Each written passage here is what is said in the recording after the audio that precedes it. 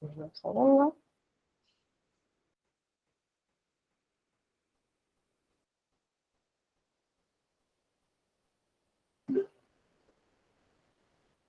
Bien. Bueno, hoy vamos a arrancar con todo lo que es psicología en general. La parte más linda. Entonces, ¿a qué llaman psicología? A los pensamientos, a los sueños, a las percepciones, a la memoria. ¿Sí?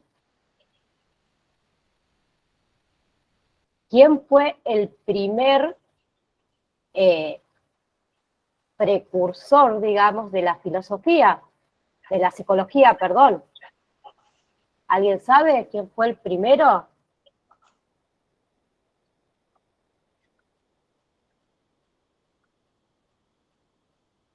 ¿No? No. ¿Quién puede haber sido? Puede haber sido Sócrates, Aristóteles, ¿quién más? Platón. ¿Quién?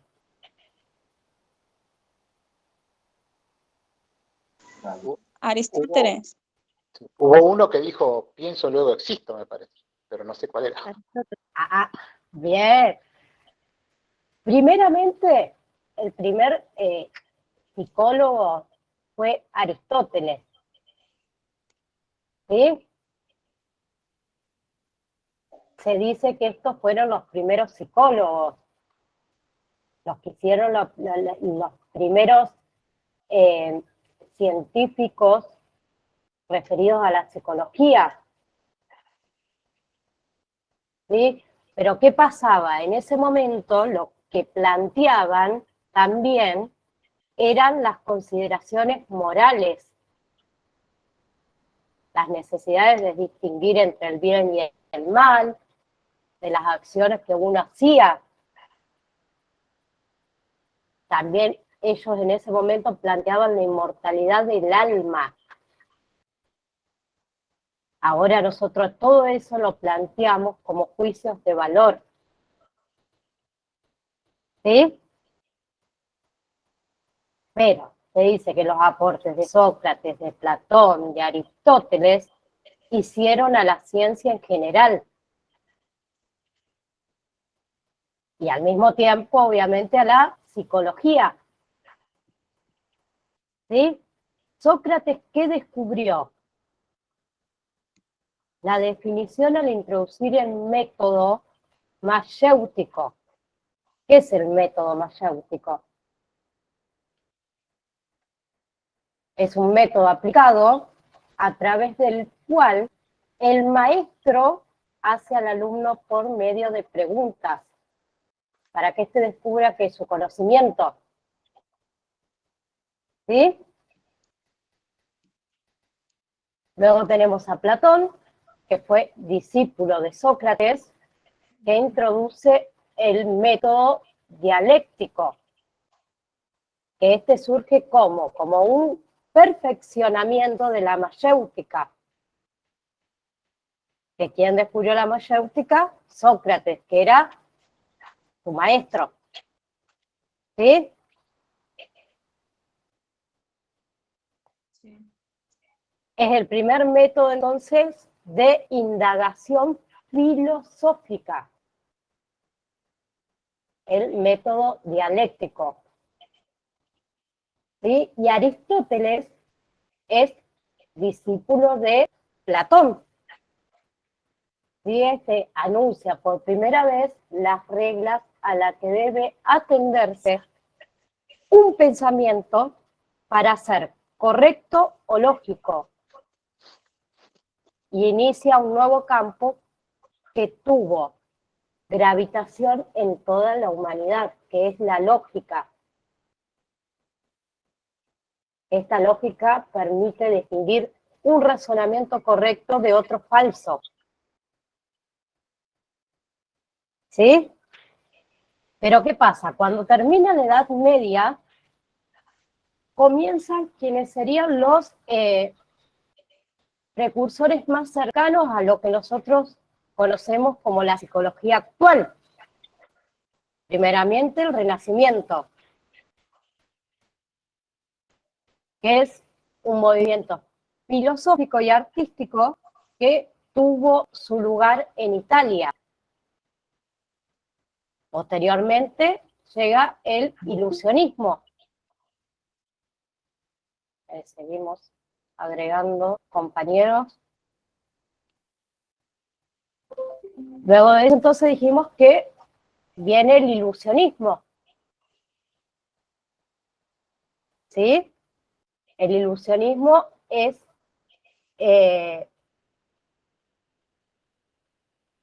la luminosidad que viene de la luz. Es un movimiento que se generó en Francia. ¿Bien? Posteriormente, más adelante, perdón que corte, pero tengo que sí o sí aceptar a los compañeros y voy y vengo. Bueno, ambos movimientos, dijimos que era el Renacimiento con el ilusionismo, ambos movimientos estos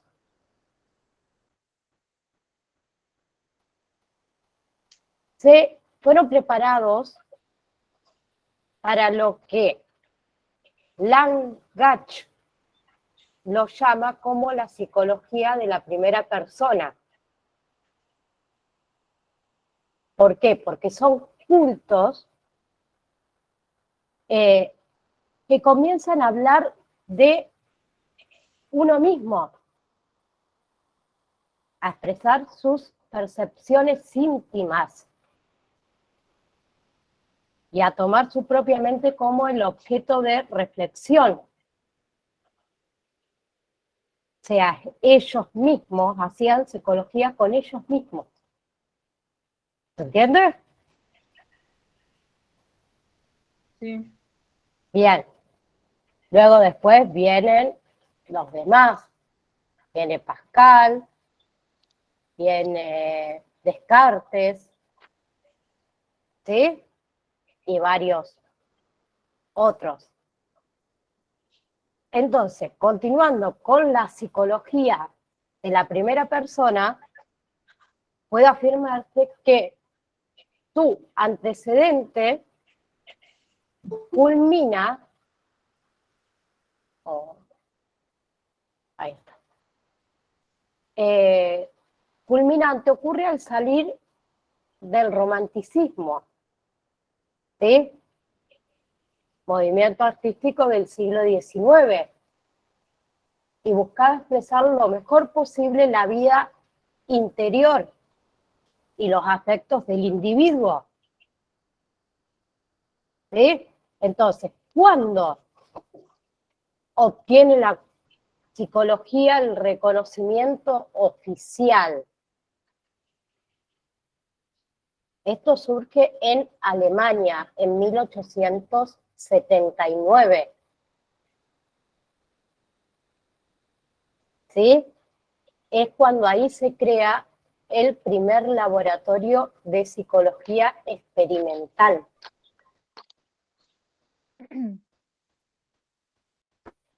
Entonces ahí la psicología se independiza de la filosofía. ¿Sí? El creador de ese laboratorio se llamó Wundt, que era alemán, y dio origen a esta escuela. ¿Sí? Porque él quería descubrir el equivalente de los átomos a nivel de la conciencia, lo cual le daría la pauta de cómo es la estructura de la mente. ¿Sí? Y en general hubo varios padres. ¿Como quiénes? ¿Alguien conoce?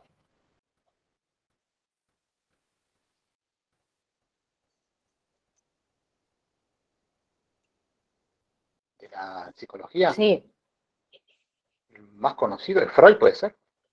sí. ¿Quién más?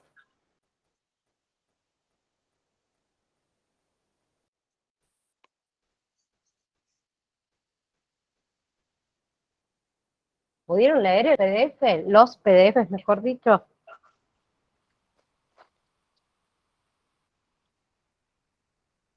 ¿O no? Darwin. ¿Quién más?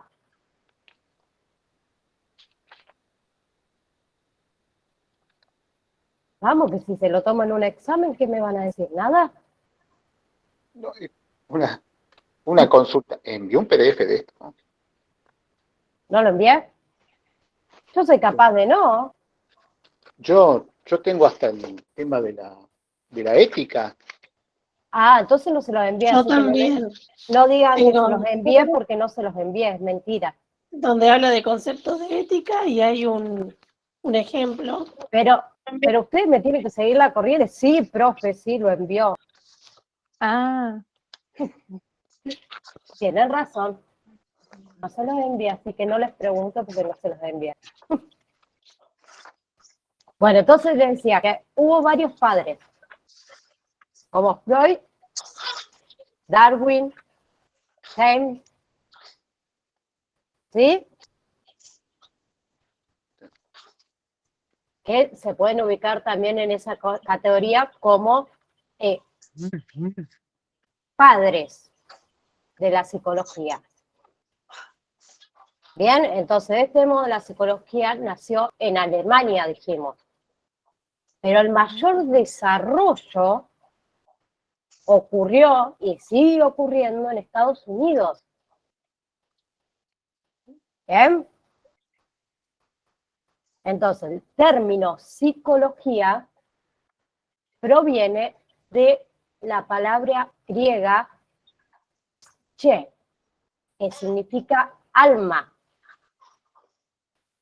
y logos, que significa tratado, estudio.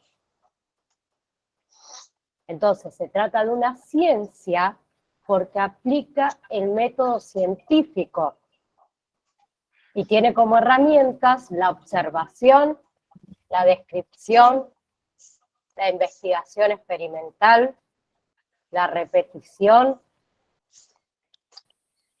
la conformación de los conocimientos, ¿sí? Y actualmente la llamamos como el estudio de la mente.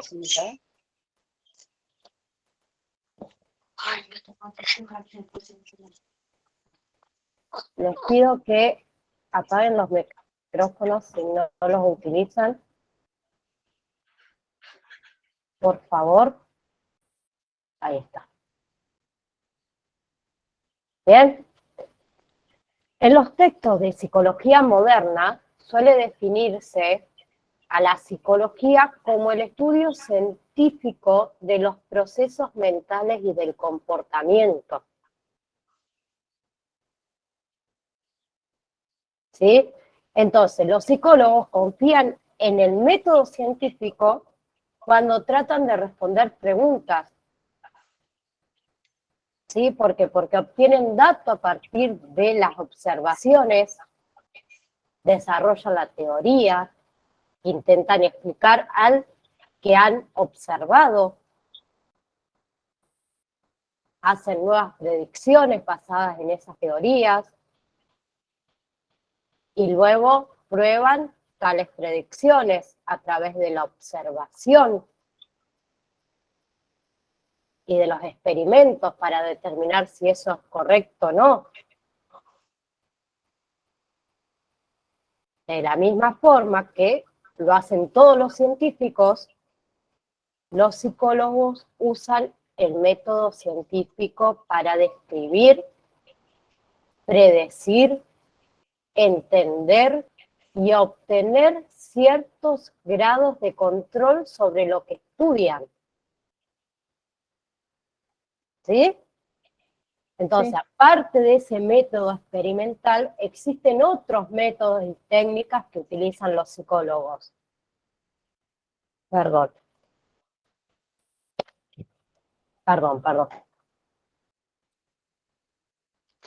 Que tenemos el método de observación natural, que los psicólogos aplican este método al estudio del comportamiento del hombre y de los animales dentro de un contexto natural. En vez de analizarlo en el laboratorio, con condiciones artificiales, lo hacen en el contexto natural. Se dirigen al escenario en el que se da la conducta, que puede ser la calle, la escuela, las fábricas, los hospitales, donde los comportamientos son más naturales, espontáneos, y son diferentes que en el laboratorio. Luego tenemos el método clínico, o el estudio de casos. El método consiste en estudiar con profundidad y detalle la historia y las circunstancias de una persona. ¿Sí? ¿Con el fin de qué? De descubrir esos orígenes de su conducta actual o de determinar su problema.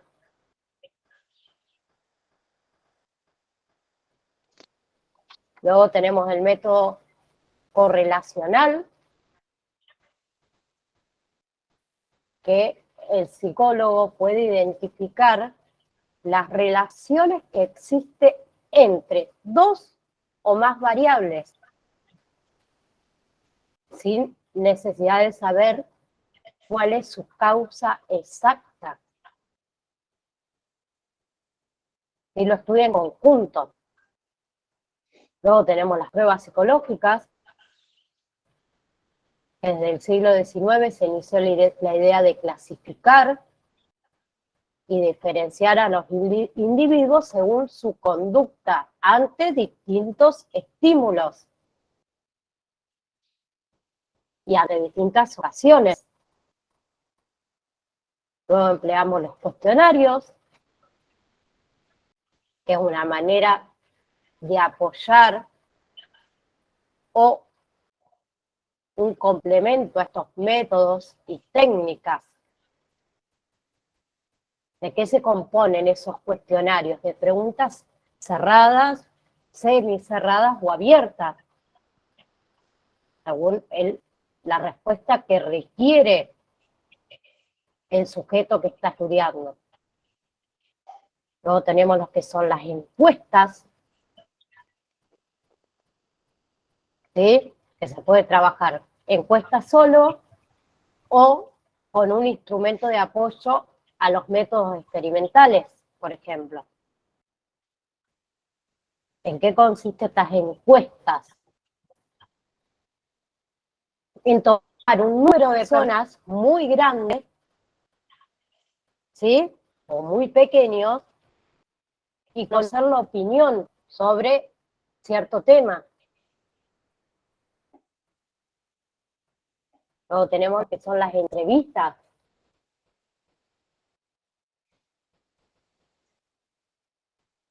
¿Sí? Sí. Bien. ¿A qué consideramos persona humana?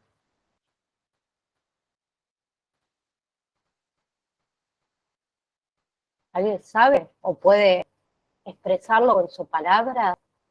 ¿A qué se le considera persona humana?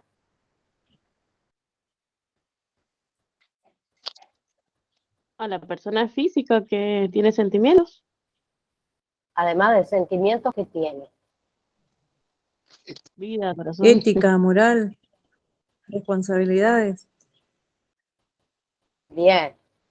Entonces, persona humana es un ser racional y consciente de sí mismo, que tiene una identidad propia, que está dotado de sensibilidad, de inteligencia y de voluntad. Está conformado, como dijimos antes, por aspectos físicos y por aspectos psíquicos que los hacen únicos. ¿Bien? Y entre sus dimensiones encontramos la biológica, psicológica, social y ética. ¿Sí?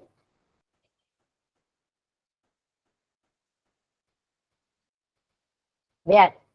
Cuando hablamos entonces de persona, o de personalidad, mejor dicho, nos referimos al concepto científico elaborado por un psicólogo para hacer referencia a la idea de del mero ser, ¿sí? Y de funcionar con características al organismo psicofisiológico, que nosotros lo llamamos persona humana. Nosotros estamos dotados de temperamento. ¿Qué es el temperamento? El carácter. La paciencia. El carácter, por ahí vamos. El temperamento son las características afectivas y más persistentes.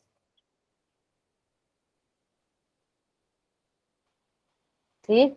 ¿Por qué? Porque en cada persona hay ciertas características afectivas predominantes que constituyen su forma habitual de conducta. A eso es el temperamento. En cambio, el carácter es el modo particular de conducirse de una persona, su forma de reaccionar, su comportamiento, pero es modificable y se adquiere a lo largo de la vida. ¿Sí? Y la conducta es la expresión de la personalidad, la adaptación del individuo al medio.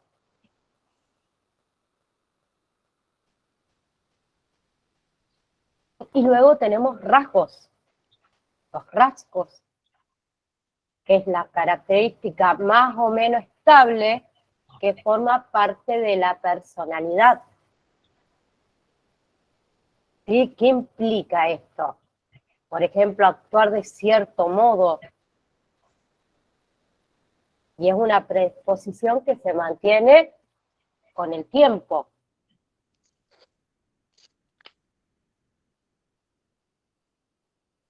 ¿Bien? El aparato psíquico. Y acá entramos con Freud, que es uno de los que más conocemos o hemos sentido nombrar muchas veces. Él sugiere la idea de disposición u organización interna. ¿Sí? ¿El que hace? Asigna un orden prefijado que implica una determinada sucesión cronológica. La palabra aparato sugiere la idea de tarea, de trabajo. Y la función de este, ¿cuál es? Mantener el nivel lo más bajo posible de energía interna de un organismo. ¿Sí? Si lo vemos desde un punto de vista económico, hace referencia a la explicación de los procesos psíquicos según la circulación y distribución de la energía dentro del aparato psíquico. Si lo vemos desde el punto de vista dinámico, se consideran los fenómenos psíquicos como resultantes de un conflicto psíquico entre dos fuerzas opuestas, de sentido contrario. Y si lo vemos desde el punto de vista tópico, hace referencia a dos postulaciones realizadas por Freud a lo largo del desarrollo teórico, que se conoce como la primera y la segunda. El primer tópico y el segundo tópico de Freud. ¿Lo han sentido nombrar alguna vez? No, ¿No? no. No. No. Bien. El primer tópico, en 1899, Freud sostuvo que el aparato psíquico está compuesto por dos sistemas, el inconsciente y el sistema preconsciente-consciente.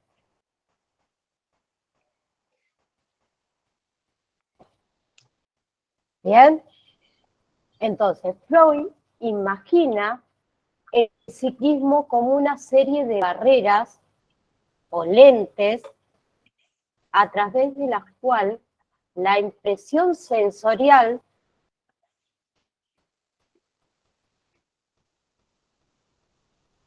progresa desde los perceptores hasta lo motor. Entonces, estas barreras o filtros atraviesan y contienen a su vez impresiones de que de memoria de cada uno de esos filtros. Está especializado en un tipo de memoria, puede ser memoria asociativa, memoria de imágenes.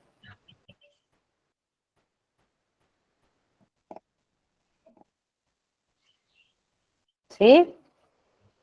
Entonces, las impresiones atraviesan al inconsciente. Y después, el preconsciente. ¿Sí? Es decir, el motor llegando a la conciencia en el extremo derecho.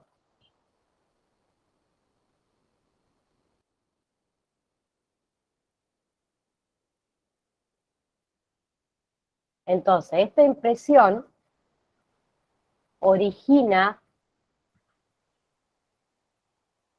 es considerada como el fundante del inconsciente, dando lugar a la instalación de la tópica. ¿Sí? Y esto ocurre en dos tiempos también. Implantación y la ligazón.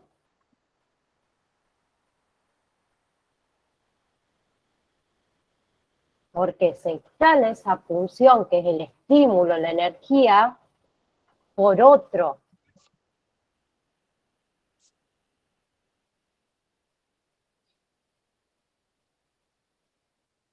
Es difícil. ¿Sí? ¿Qué sería el sistema consciente entonces?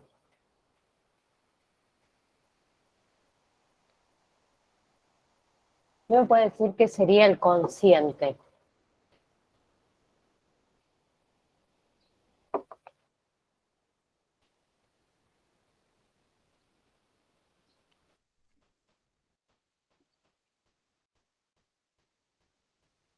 El consciente, o el sistema consciente, es el sistema en el que nos hace relacionarnos en forma directa con la realidad, a través de todo lo que percibimos. ¿Sí? Y el preconsciente, el sistema preconsciente, es el sistema situado entre el inconsciente y el consciente.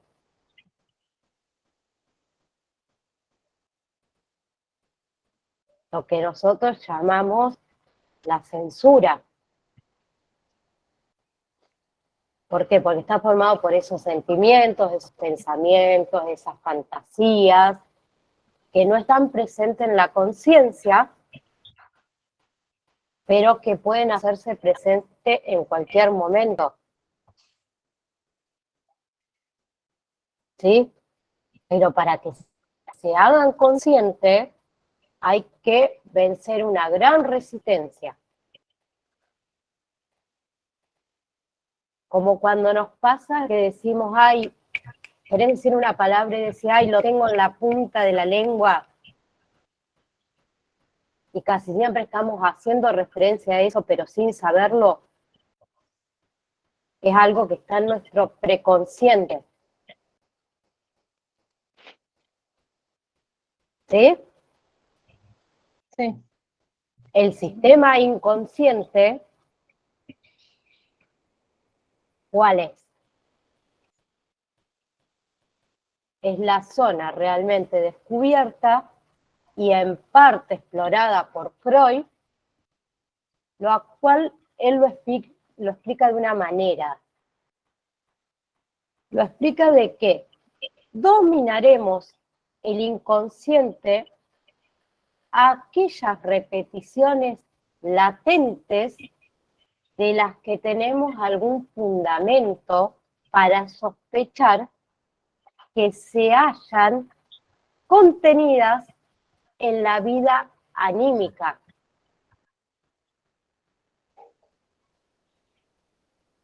Entonces, una representación inconsciente será una representación que no percibimos, pero cuya existencia estamos prontos a afirmarla, porque basándonos en indicios y pruebas.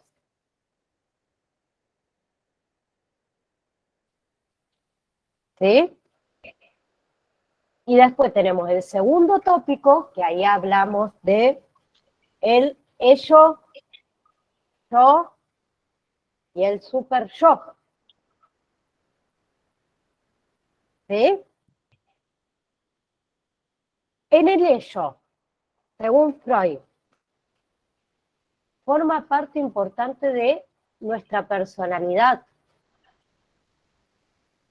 Es quien se encuentra presente cuando nacemos y quienes nos permiten mantener satisfechas nuestras necesidades básicas.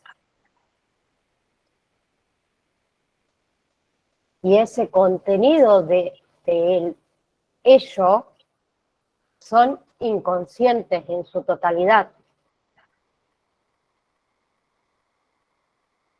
¿Sí? El ello se activa con el principio de placer.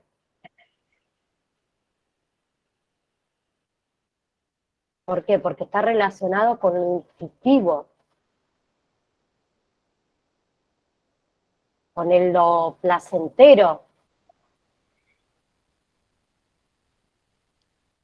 Y no conoce el mal, no conoce ni la ética, ni la moral, ni el bien. Lo único que reconoce son sus propios deseos, necesidades. ¿Sí? ¿Por qué? Porque el ello pretende satisfacer sus necesidades sin importar el contexto que se encuentre el sujeto. Solo busca su propia satisfacción. ¿Bien? Por ejemplo, si un bebé tiene hambre o necesita que se le cambie el pañal, llora por instinto. Sí. ¿O no? Bueno, Sí. Es impulsado por el ello para satisfacer su necesidad. ¿Sí? Entonces, cuando él logra satisfacer sus demandas, experimenta placer. Pero cuando se niega a experimentar su demanda, empieza a experimentar displacer. Entonces, el ello, en este caso, es la parte de la mente que obliga a ese bebé a llorar cuando necesita algo. ¿Sí? Bien. El yo, para Freud, es la segunda parte del preconsciente o subconsciente humano. Y esto comienza a desarrollarse a partir de los 3 años, en la fase oral, cuando el niño empieza a participar en el entorno. ¿Sí? Entonces, a diferencia con el ello, que representa esos impulsos primitivos, el yo representa el sentido común. ¿Bien? Y se encuentra relacionado con el proceso secundario, que es la capacidad de pensar, razonar, vincularse. ¿Sí? Entonces, el yo se basa en principios de realidad.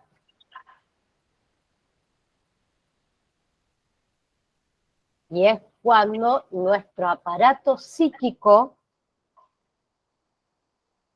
nos reconoce como propio. ¿Quién soy yo? Yo. Entonces, ¿quién soy? Yo. ¿Bien? Si bien el yo intenta satisfacer las demandas del ello, este tiene presente que existe una realidad como persona dentro de ella. Bien, por este motivo en ocasiones aplaza esas necesidades en función a las condiciones impuestas por el mundo externo.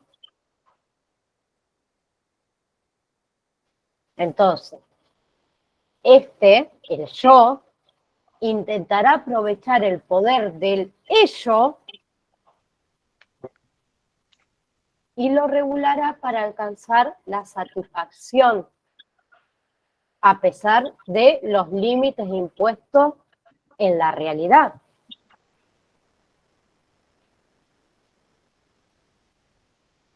¿Bien? El yo se ocupa de nuestras interpretaciones y relaciones con los demás para que fluya de una manera saludable.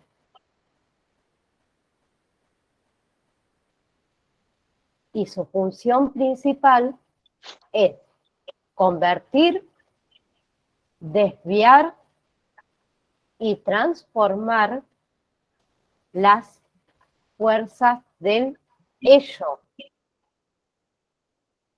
en modos de satisfacciones que más útiles y realistas. ¿Bien? Y luego nos queda el super yo, que es la parte moral de la mente humana. Es la parte que refleja que los límites culturales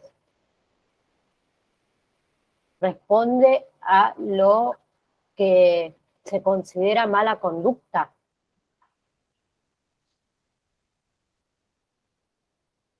¿Bien? Entonces, el super yo no es una parte innata del ser humano. ¿Sí? Comienza a aparecer alrededor de los 6 años, donde comienza el periodo de latencia. Y ahí aparece el mecanismo de defensa. ¿Sí? Entonces, para Freud, el super yo es la conciencia moral de un individuo, la que proviene de nuestros padres. Y este busca que la integración del individuo en la sociedad. ¿Sí? Y por este motivo tiene que desarrollarse de acuerdo a las restricciones morales y éticas que exige la sociedad en la cual se encuentra ese sujeto.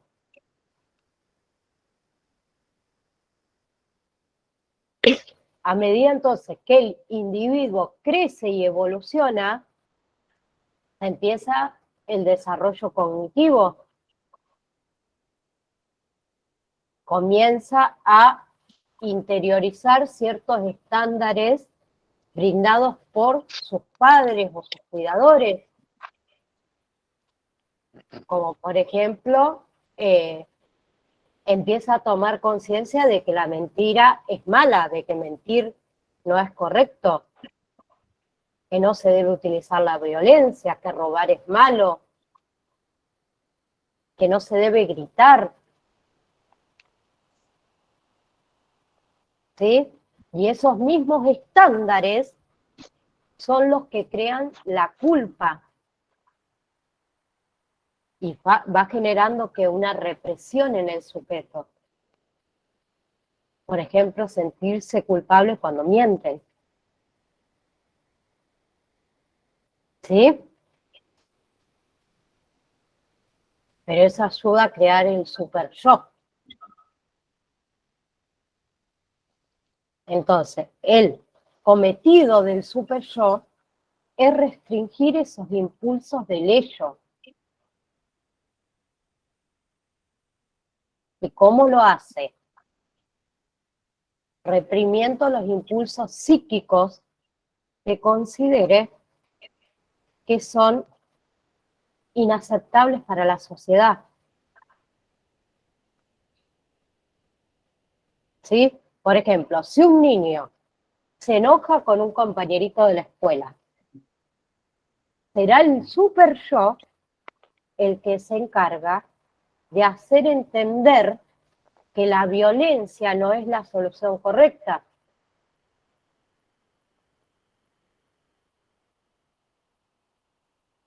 ¿Por qué? Acuérdense que en el segundo tópico, el super yo controla el sentido de lo correcto y lo incorrecto. Y eso ayuda a insertarse el sujeto en la sociedad, haciendo de que actúe aceptablemente. Bien, ahora bien, el super yo se compone de dos sistemas, la conciencia y el yo ideal. El yo ideal es la imagen de la mente de lo que debería ser. ¿Sí? ¿Qué sucede? La conciencia podría lastimar o castigar al yo provocando sentimientos de culpa. ¿Sí? Sí. Por ejemplo, si el yo cede a las demandas de mi ello, el super yo hará que se presente el sujeto con culpa. ¿Sí?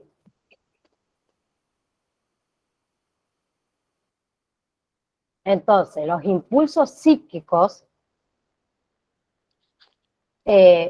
sancionados por el super yo quedarán en el inconsciente como impulsos reprimidos.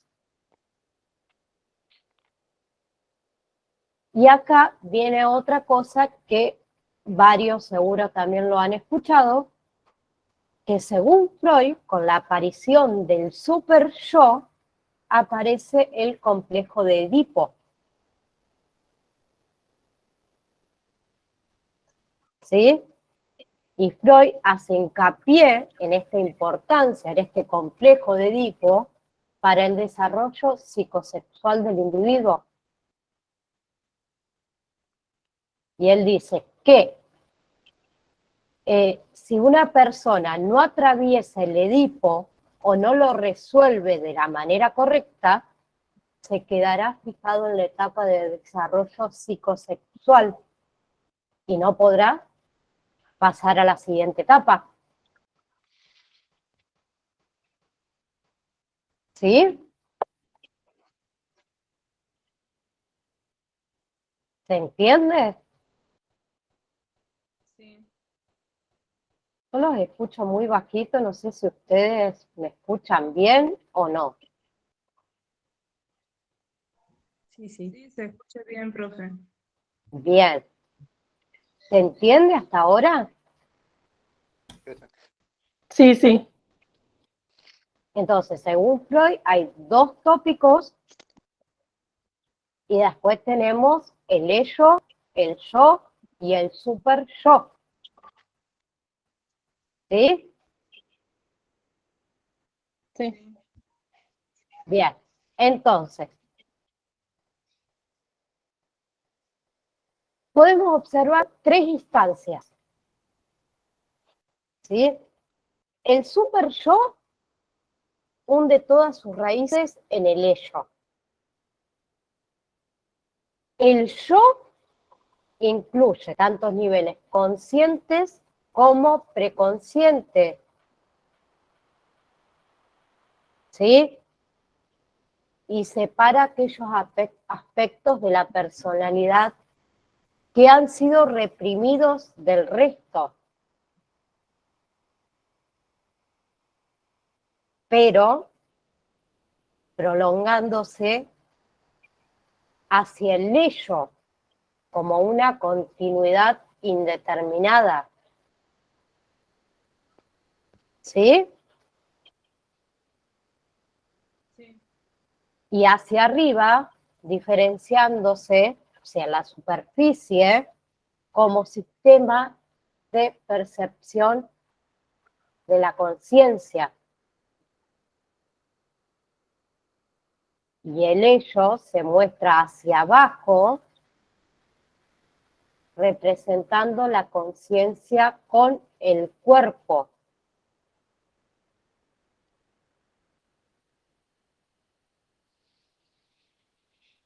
Entonces, los pacientes poseen un aparato psíquico que puja.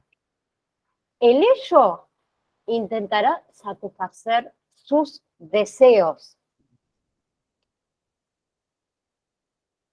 En cambio, el yo, débil y frágil, trata de gobernarlos de acuerdo a la realidad. Pero ¿qué pasa cuando ni uno ni el otro lo logra?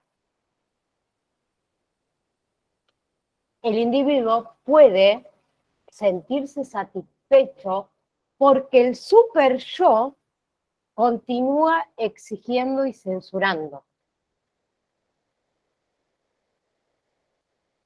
¿Sí?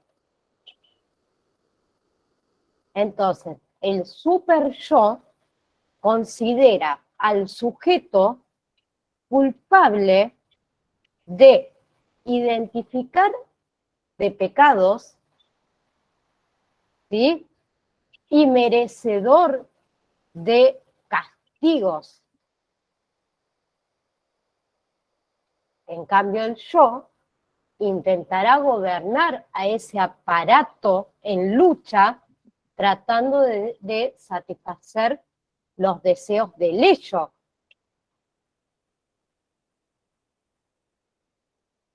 ¿Bien? Entonces, el yo también va a ser el que pondrá en funcionamiento los mecanismos de defensa al percibir el peligro interno o externo. ¿Sí?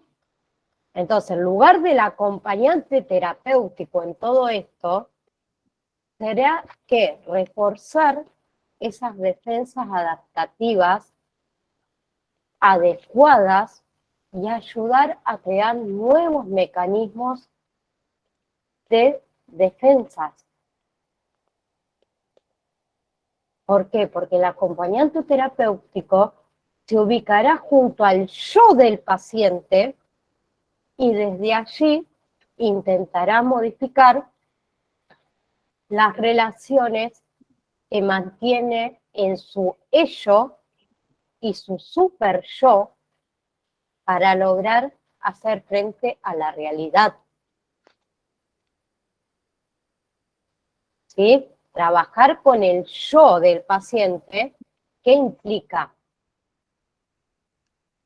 Modificar esos aspectos más maduros, esos aspectos adaptados, en sus aspectos conservados. ¿Para qué? Para reforzarlos.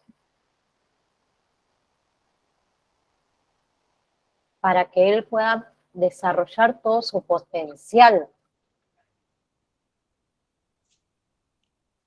¿Sí? Así que nosotros vamos a estar trabajando con el yo del paciente. ¿Sí? Por eso es que debemos saber un poco esto de qué trata el yo y el super yo. ¿Sí? Sí. Bien. Sí, profe. Pregunta en general. ¿Alguien me puede decir qué sería el complejo de Edipo? ¿Complejo de qué, profe? De Edipo.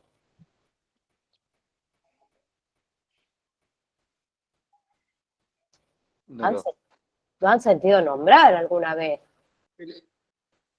yo no tengo relacionado nada con la psicología, pero es una historia griega, donde el muchacho este Edipo se casa con su madre, creo.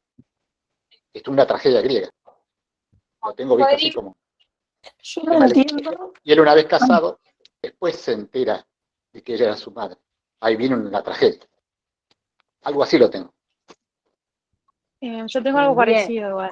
Y yo Entendido. creo, son los sentimientos amorosos que tienen los niños hacia los padres. Claro.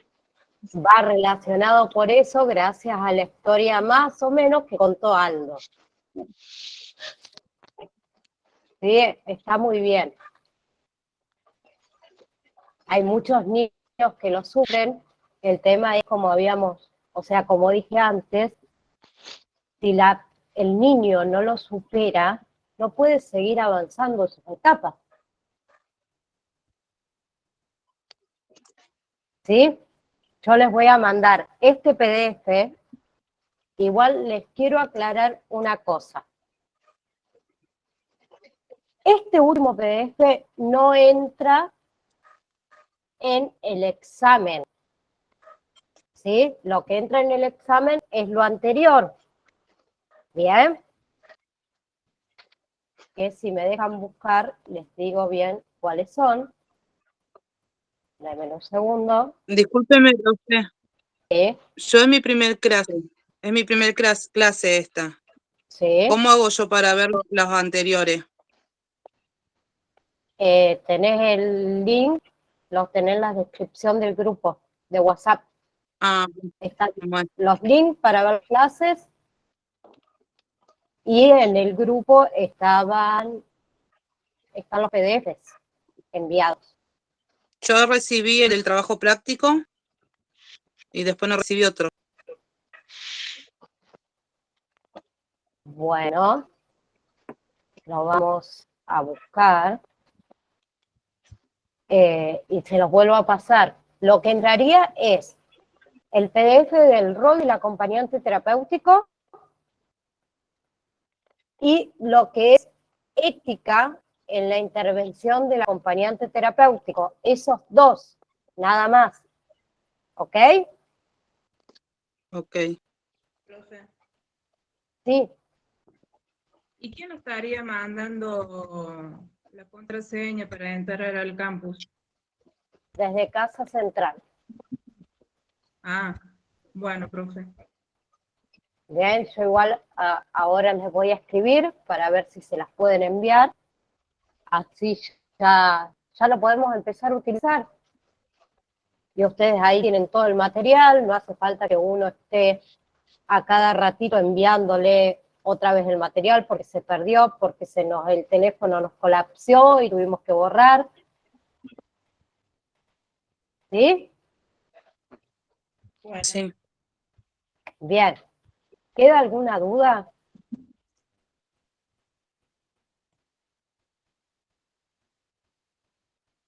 De lo que va a entrar en el examen. Porque no van a, o sea, cuando arranquemos el examen, no van a tener tiempo de preguntarme.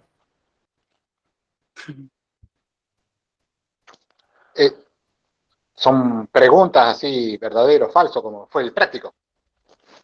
Totalmente, verdadero o falso, múltiple opción, Claro. nada raro, digo yo, pero bueno, eso depende de lo que estudien y lean